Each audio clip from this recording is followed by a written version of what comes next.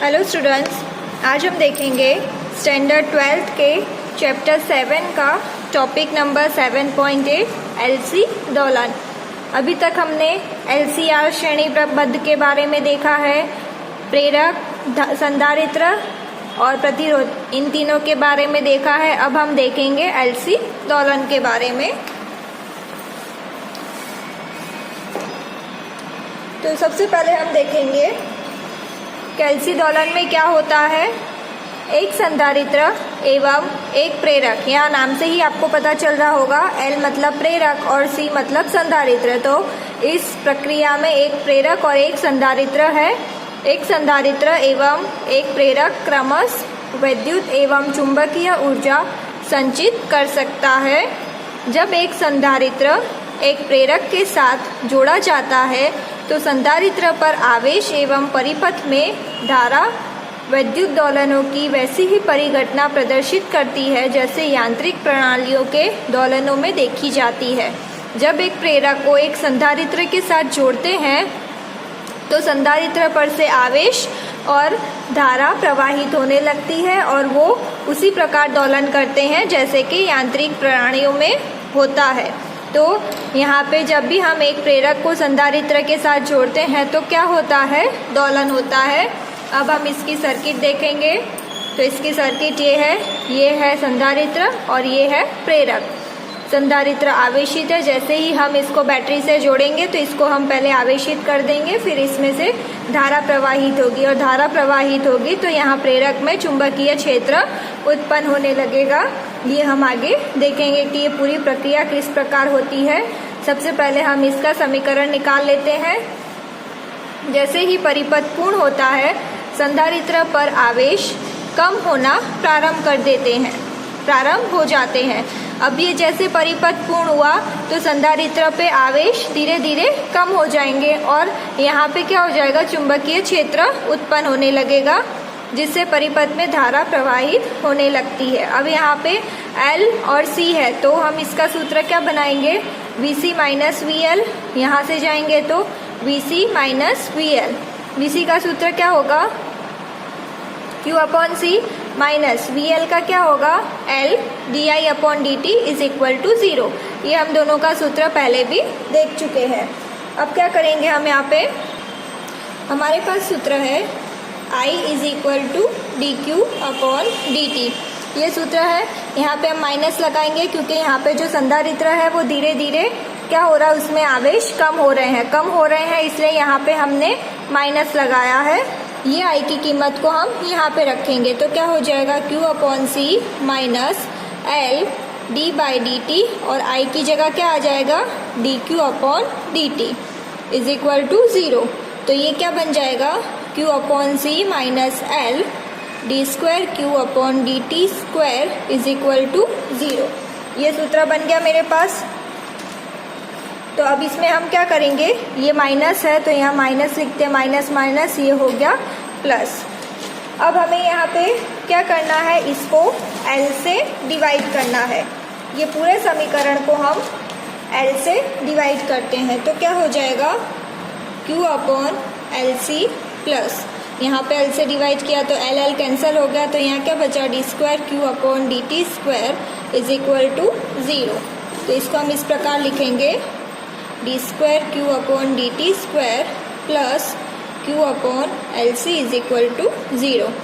अब अगर आपको पता होगा तो ये समीकरण किसके जैसा लगता है, ये समीकरण सरल आवर्त गति जैसा है। सरल आवर्त गति का समीकरण क्या था, D square x upon DT square plus omega 0 square x is equal to 0। ये समीकरण किसका है, सरल आवर्त गति का। तो ये उसके जैसा ही है। x की जगह पे यहाँ पे क्या है, q है तो यहाँ पे x की जगह पे q का उपयोग हुआ है। बाकी पूरा समीकरण ये सरल आवर्त गति का है। अब ये सरल आवर्त गति का है तो इससे हम कह सकते हैं कि LC दोलन कर रहा है। तो अब यहाँ पे आप इन दोनों समीकरणों को देखोगे तो इससे आपको ओमेगा 0 स्क्वायर कितना मिलेगा, Q नहीं आएगा, 1 अपॉन LC ओमेगा 0 स्क्वायर इतना आएगा, omega 0 square is equal to 1 upon LC। तो यहाँ पे ओमेगा क्या हो जाएगा 1/√L/C, ये बन गया। अब इसके ऊपर से अगर हमें आवृत्ति निकालनी है तो वो भी हम निकाल सकते हैं। वो क्या होगी F = 1/2π√1/LC। ये हमें क्या मिल गया आवृत्ति की कीमत। ठीक है, यहाँ तक क्लियर है। अब हमें जो Q मिला था तो Q का सूत्र क्या बनेगा, Q = QM cos ωt + phi, ये होगा। अब इसके ऊपर से हमें I निकालना है तो क्या होगा dQ/dt = d/dt। Q की जगह क्या आएगा QM cos ωt + phi। अब इसका हम अवकलन करेंगे तो dQ/dt तो क्या हो गया I हो गया। इसका क्या होगा QM cos का हो गया sin ωt + phi, और t के सापेक्ष में हम अवकलन कर रहे हैं तो यहाँ पे ωt का हो जाएगा, ओमेगा वो बाहर आ गया। तो ये हमें मिल गया I। तो धारा यहाँ पे अधिकतम होनी चाहिए। ठीक है, तो I क्या मिला हमें यहाँ पे I = QM omega sin ωt + phi।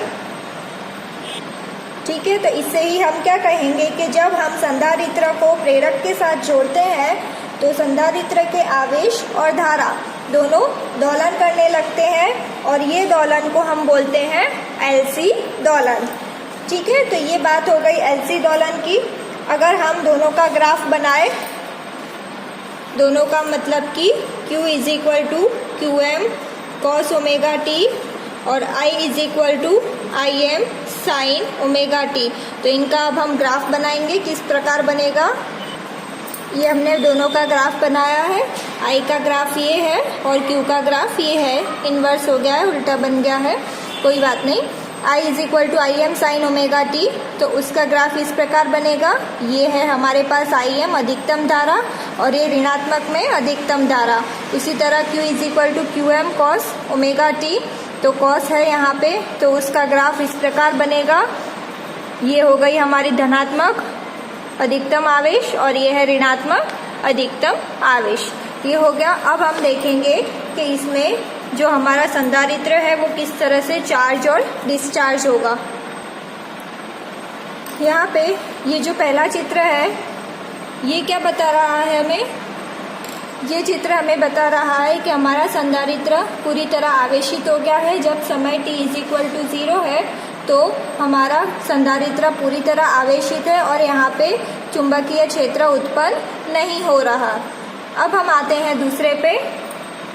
तो दूसरे में क्या होगा कि जैसे हम प्रक्रिया में आगे बढ़ेंगे तो ये संधारित्र में आवेश कम हो जाएंगे, कम होंगे तो धारा प्रवाहित होगी और यहाँ पे हमारे पास चुंबकीय क्षेत्र उत्पन्न होगा। यहाँ पे आप देख सकते हो, यहाँ पे पूरा आवेशित है। फिर जैसे जैसे आगे बढ़ते हैं तो ये संधारित्र में आवेश कम होते जाते हैं, धारा प्रवाहित होगी और हमें पता है कि धारा प्रवाहित होगी तो वहाँ पे चुंबकीय क्षेत्र उत्पन्न होता है। फिर हम आते हैं यहाँ पे, तो यहाँ पे जब धारा अधिकतम हो जाएगी, अधिकतम धारा पे यहाँ पे जो हमारा संधारित्र है वो पूरी तरह से खाली हो जाएगा, आवेश इसमें 0 हो जाएंगे और यहाँ पे चुंबकीय क्षेत्र अपने अधिकतम मान पे होगा, मतलब कि बहुत ज़्यादा यहाँ पे चुंबकीय क्षेत्र होगा। अब यहाँ पे चुंबकीय क्षेत्र ज़्यादा हो गया। अब आप यहाँ पे देख सकते हो कि अगर हम आगे बढ़ते हैं प्रक्रिया में तो क्या होता है, धारा की दिशा बदल जाती है। पहले यहाँ पे देखिए आप प्लस और माइनस से, अब यहाँ दिशा बदल गई है, माइनस और प्लस हो गए। पहले धारा इस तरफ जा रही थी, अब धारा इस तरफ जा रही है, उल्टी जा रही है, क्योंकि ये प्रक्रिया यहाँ पे पूर्ण हो गई। यहाँ पे हमें अधिकतम चुंबकीय क्षेत्र मिल गया। तो अब ये क्या होगा, ये प्रक्रिया वापस उल्टी होगी। तो यहाँ से ऐसे धारा गई, अब ये धीरे धीरे वापस से आवेशित होगा और यहाँ से चुंबकीय क्षेत्र कम होता जाएगा। तो यहाँ पे आप देख सकते हो कि यहाँ पे चुंबकीय क्षेत्र पूरा ही कम हो गया और यहाँ पे ये जो आवेश है वो बढ़ने लगे हैं। तो इस प्रकार का दोलन LC में होता है, ये आपको ध्यान रखना है। और ये आपको हर एक चित्र के नीचे एक एक दो लाइन लिखनी है कि ये प्रक्रिया में हो क्या रहा है, और ये एग्ज़ाम में ज़रूर से बनाना है। तो आई होप आपको LC दोलन के बारे में समझ आया होगा।